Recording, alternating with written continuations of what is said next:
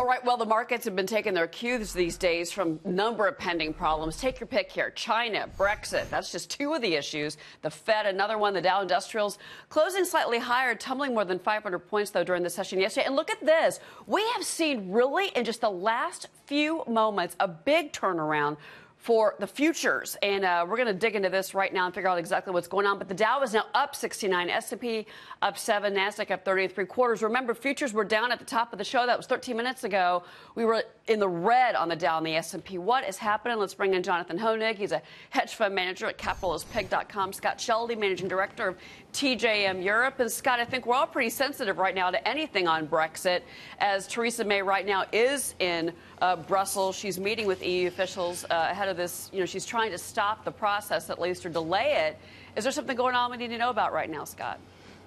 Well, I mean, I happen to like Theresa May, and I think that she's been the prime minister, and probably the most difficult time ever to be a prime minister is to try to extricate yourself from this group of 28, and they're not going to like the fact that you're leaving. So anybody that's going to have that job is going to have a very difficult time, and basically 49% of people are going to hate you on pretty much every issue, right? So yesterday, by her climbing down and delaying that vote and admitting to Parliament that it would be defeated by a pretty significant margin means that she's got to go back to Brussels and kind of shore up the sides of that thing that most of her band of brothers behind her don't like, and I think that's going to be very difficult. However, if you really take a look at things, the alternative here is the Labour Party, and part of the reason why she has been such a success is they're so bad. So if it wasn't for them being so bad, I think we'd have a different story. But there's no clear outcome here, except for one thing. If you do extricate yourself from the European Union, the 50-year cost of that is going to be much more expensive to stay in than to leave. Economic disarray, that's a good point. Jonathan, what do you think?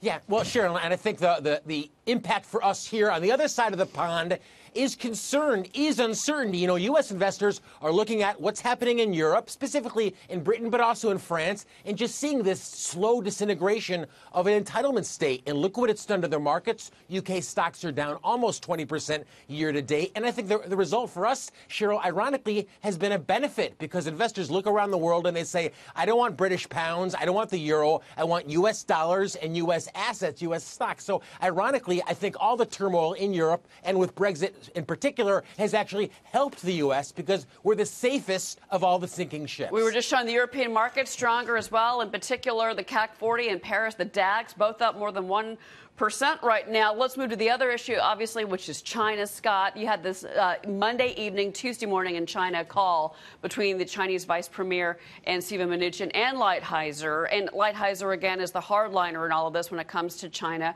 Our investors applauding the fact that it looks like we may actually get a roadmap, at least, of what these negotiations are going to look like.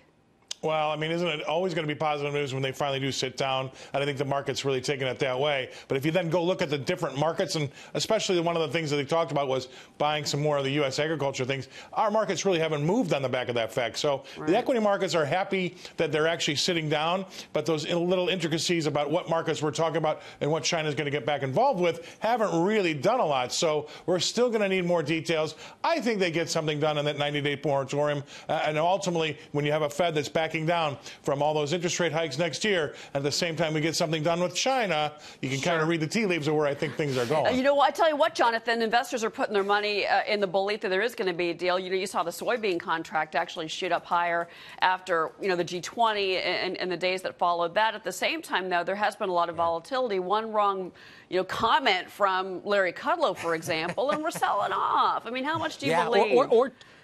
Or tweet for the president, Cheryl. I mean, that's impacting markets as well. You know, it was just last Monday, a week ago yesterday, that markets were up big after the president tweeted and promised essentially a resolution to some of the trade tariffs. You know, companies in October spent $6 billion on tariffs. That's American companies costing them $6 billion. So whether it's now, whether it's a couple of days from now, I think we were told these were negotiating tactics. It's costing U.S. companies a lot of money. The sooner they can resolve these issues with China, I think the more stable the market becomes. Well, again, we're looking at a stabilization this morning. Again, Dow up 65 now in the pre-market. S&P up 7.25. This is a quick reversal in just the last few moments. We'll see what the day brings. Jonathan, Scott, guys, thank you.